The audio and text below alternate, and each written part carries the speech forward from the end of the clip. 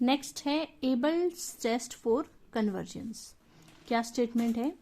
If F का integral from A to infinity is convergent at infinity, ये तो हमें कन्वर्जेंट दे रखा है, और जी हमें क्या दे रखा है? बाउंडेड और monotone. G is bounded and monotone, then F और जी की प्रोडक्ट का इंटीग्रल भी क्या हो जाएगा? कन्वर्जेंट। अगर एफ का इंटीग्रल कन्वर्जेंट हो और जी बाउंडेड और मोनोटोन हो तो एफ और जी की प्रोडक्ट का इंटीग्रल भी कन्वर्जेंट हो जाएगा। ठीक है, प्रूफ में हमने क्या लिखा? जी बाउंडेड और मोनोटोन है, देयरफॉर इट इज इंटीग्रेबल। लेकिन कहाँ तक? ए से लेकर टी तक। ठीक है, क्योंकि जी बाउंडेड भी है और मोनोटोन भी है, तो हमने रीमान इंटीग्रेशन के चैप्टर में पढ़ा था कि अगर क्लोज और बाउंडेड इंटरवल है, जैसे कि ए से टी तक मैं ले लूं, तो यहाँ पर जी बाउंडेड भी है और मोनोटोन भी है, तो ये क्या हो जाएगा? Integrable for all T greater than equal to A. T हम ए से बड़ा चाहे कोई भी नंबर ले लें। ठीक है, आगे है एफ भी, जो था हमें इंटीग्रेबल दे रखा था ए से लेके टी तक। एफ तो बल्कि ए से इन्फिनिटी तक कन्वर्जेंट है। ठीक है, तो ए से टी तक तो वो इंटीग्रेबल होगा ही होगा। Therefore by second mean value theorem, तो हम एफ और जी के लिए ये सेकंड मीन वैल्यू थ्योरम हमने यहाँ पर लगा दी, जिसकी स्टेटमेंट हमने रीमान इंटीग्रेशन के चैप्टर में पढ़ी थी। फिर हमने दोनों साइड मोड लगा दिया। यहाँ पर जब मोड अलग अलग होगा तो बीच में साइन आ जाएगा लेस देन इक्वल टू का। उसके बाद जी हमें क्या दे रखा था? बाउंडेड। बाउंडेड की डेफिनेशन लगा दी कि mod of G X is less than equal to K for all X greater than equal to A. For all X greater than equal to A लिखो, या ये लिखो कि for all X belongs to close interval A to infinity. ठीक है, एक ही बात है। एक्स इस इंटरवल में होगा तो एक्स क्या होगा? Greater than equal to A. G bounded था तो हमने उसके बाउंडेड होने की डेफिनेशन लगा दी। तो यहां से हमारे पास आया कि जी ऑफ टी वन भी क्या है? लेस देन इक्वल टू के, और जी ऑफ टी टू भी क्या है? लेस देन इक्वल टू के। क्योंकि टी वन और टी टू जो थे वो दो नंबर्स थे जो ए से बड़े थे, और ए से बड़े हर नंबर के लिए G of X less than equal to है के से। ठीक है, तो जी ऑफ टी वन भी less than equal to K है, जी ऑफ टी टू भी less than equal to K है। उसके बाद हमें ये दे रखा था कि ए से infinity F T x is convergent, तो हम कोशी टेस्ट लगा रहे हैं। Therefore, for given m greater than 0, there exists a number t naught such that f की integration from t1 to t2, f का जो इंटीग्रल है t1 से t2 तक, उसकी मोड वैल्यू किससे कम है? m by 2k से, for all t1 and t2 greater than equal to t naught. जो रिजल्ट अभी हमने पीछे पढ़ा था वो यहाँ पर अप्लाई कर दिया। If and only if result था कि अगर f का इंटीग्रल कन्वर्जेंट हो तो इफ एंड ओनली इफ था ये रिजल्ट। ठीक है, ये रिजल्ट है उन सभी t1 और t2 के लिए जो t नोट से बड़े हैं। अब हम select the number t1 and t2 in equation 1 such that both are greater than equal to t naught. यहाँ जो हमने ये t1 और t2 लिए थे ये a से बड़े नंबर्स थे, ये दोनों नंबर ऐसे सेलेक्ट कर लो जो कि t नोट से भी बड़े हों, और जो जाई है वो इनके बीच में लाई करता हो। तो अंडरस्टूड है जाई भी t नोट से बड़ा ही होगा। ठीक है, तो ये ऐसे हो गया कि t नोट से लेस देन इक्वल टू है मान लो t1, फिर जाई और फिर t2।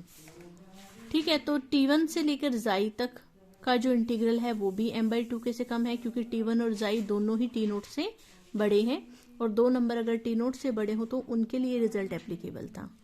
तो t1 और जाई t नोट से बड़े हैं तो उनके लिए भी ये लाइन आ गई, और जाई और t2 भी t नोट से बड़े हैं तो उनके लिए भी यहाँ से ये वाली लाइन आ गई। अब इन सब की वैल्यू उठाकर इक्वेशन 1 में पुट कर दो। ये किससे लेस आया था? k से, ये m by 2k से, ये k से, ये m by 2k से। ठीक है, तो ये सारा लिख दिया। k से k कैंसिल, k से k cancel, m by 2 plus m by 2 m।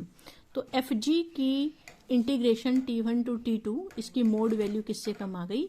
m से, for all t1 and t2 greater than equal to t naught. और कोशी टेस्ट से ये लाइन पूरी होते ही कोशी टेस्ट से एफ जी वाला integral from A to infinity क्या हो गया?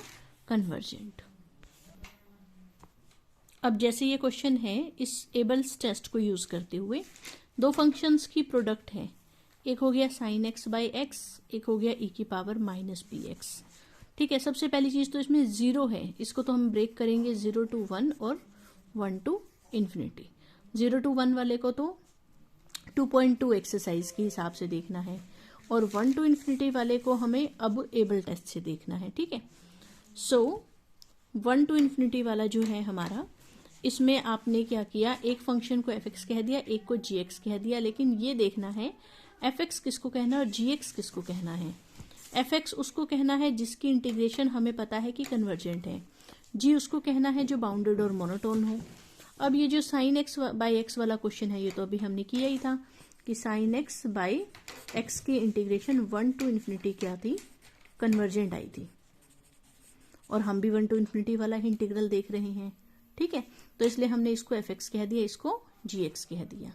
ठीक, क्लियरली g जो है वो मोनोटोनिकली डिक्रीजिंग है, क्योंकि देखो अगर x less than equal to हो y से, px भी लेस देन इक्वल टू हो जाएगा py से, लेकिन minus px greater than equal to होगा माइनस py से, और e की power minus px greater than equal to हो जाएगा e की पावर माइनस py से। तो छोटे पॉइंट पर g बड़ा आंसर दे रहा है और बड़े पॉइंट पे g छोटा आंसर दे रहा है, सो g इज मोनोटोनिकली डिक्रीजिंग और दिस इंटीग्रल इज कन्वर्जेंट। इन्होंने सीधा 0 to इन्फिनिटी कन्वर्जेंट क्यों लिख दिया, क्योंकि 0 to 1 sine x by X ये तो प्रॉपर इंटीग्रल है, ये तो ना तो 0 पे इनफाइनाइट आंसर दे रहा, ना 1 पे इनफाइनाइट आंसर दे रहा, ना ही 0 और 1 के बीच के किसी पॉइंट पर इनफाइनाइट आंसर दे रहा। तो ये तो प्रॉपर इंटीग्रल था, प्रॉपर था इसलिए कन्वर्जेंट था।